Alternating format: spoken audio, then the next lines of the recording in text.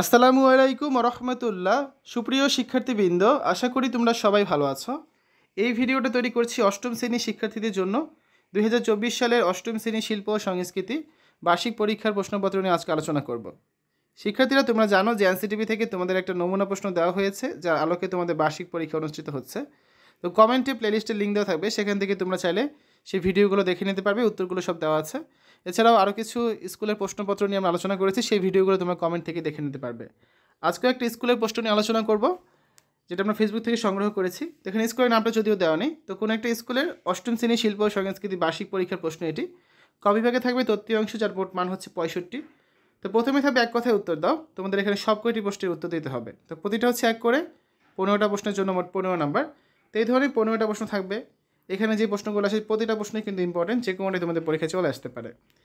তারপর 2 নম্বরে থাকবে সংক্ষিপ্ত প্রশ্নের উত্তর দাও। এখানে প্রশ্ন থাকবে 5টা, তোমাদের অ্যান্সার করতে হবে যে কোনো 4টা। তো প্রতিটা হচ্ছে 5 করে, আবার 4 5 20 নাম্বার।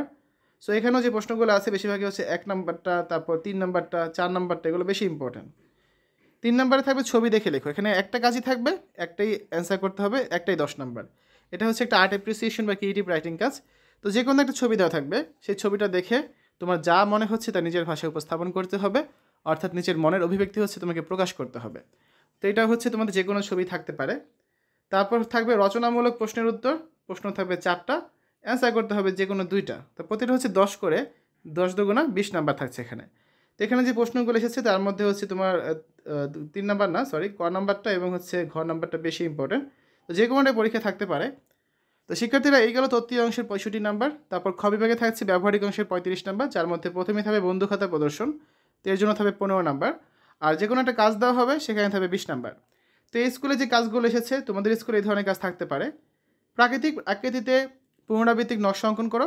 বিভিন্ন মাধ্যমে গম্ভীরা গান শুনে এবং দেখে বইয়ে দেওয়া গম্ভীরা গানটি ভঙ্গি করে গাওয়ার চেষ্টা করো।